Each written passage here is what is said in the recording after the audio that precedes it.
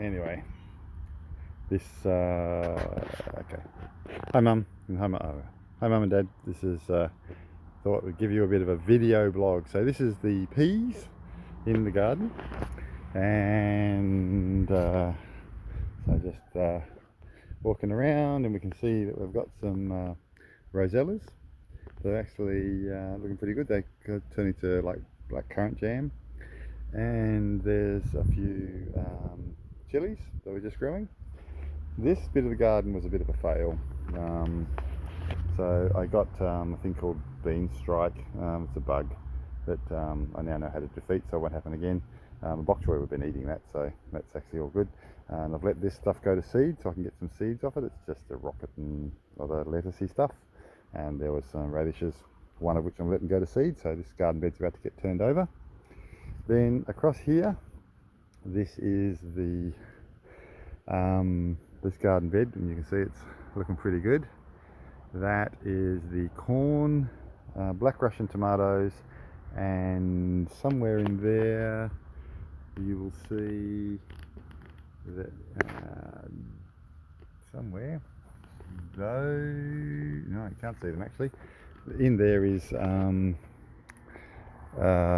sweet potato, so you can see the corn stalks are starting to look pretty good, and they've got a heap of them, and you can see there's a sweet potato in the ground. So the idea is that the sweet potato will mature anyway, and then the sweet potato will mature once the corn and the tomatoes are done. I'll pull them out, and then the sweet potato will take over, and you can see there's another bit of sweet potato there just growing. It takes a while for it to get started. Once it gets started, it really goes ballistic. Now we're actually in the gourd tunnel, or the pumpkin sort of tube.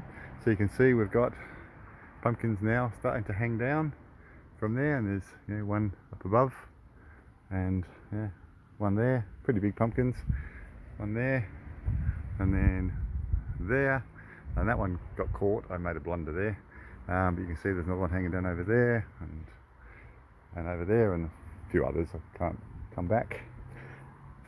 You can see they're doing all right. They're sort of, so the idea of that is that I don't end up with dusty mildew, and it seems to be working all right. Anyway, back through the garden, and so going past the chook shed here, and there's the chooks. They're all very happy, and no, get a focus. Come on, focus.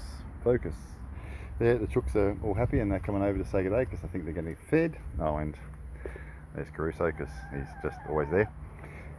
These are the string beans. So these beans are growing really well. They're just a big long, they're called a snake bean. You can see they're a big long bean. You cut them up like see how they're nice and flexy. There's a heap of them on there. This just grows. It just produces heaps and heaps and heaps of beans. They grow in about a day. This is a new experiment. So this is galangal. It's a Chinese. You pull it up and you eat the root, a bit like turmeric. A couple of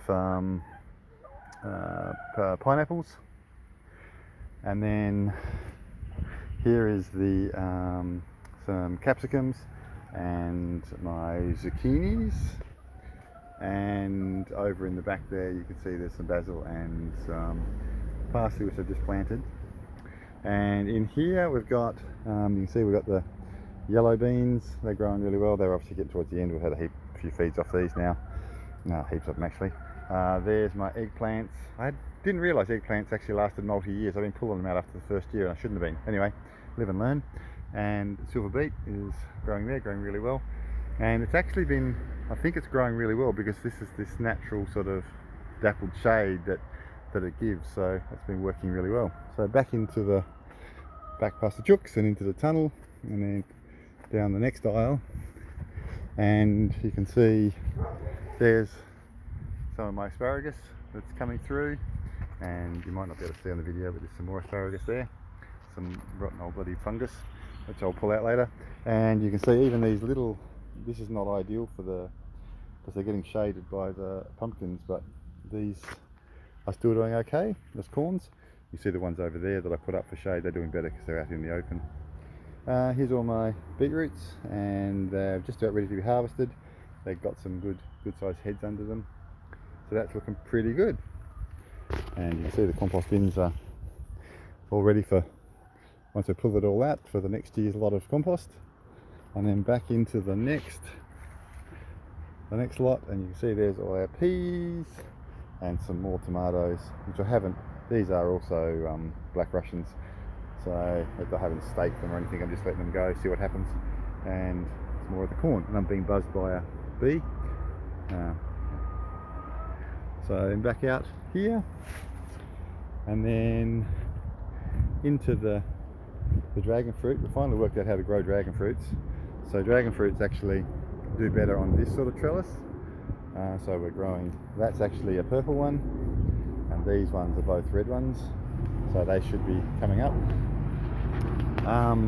This mandarin is absolutely fantastic. We've had a heap of mandarins off it. I've been eating these. I just come out of a morning and eat them. They are really good. They peel really nicely.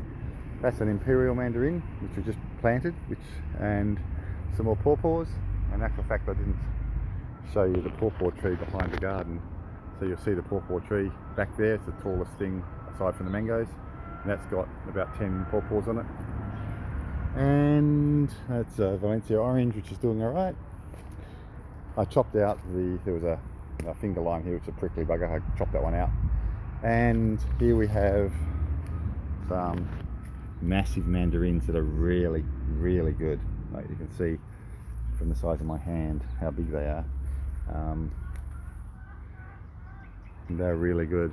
So, and the good thing is we're going to get fruit quite regularly, because here's on this one, the green ones are coming through from quite small to quite big, and so I think we're going to end up with like sort of 6 months of fruit coming down a little bit.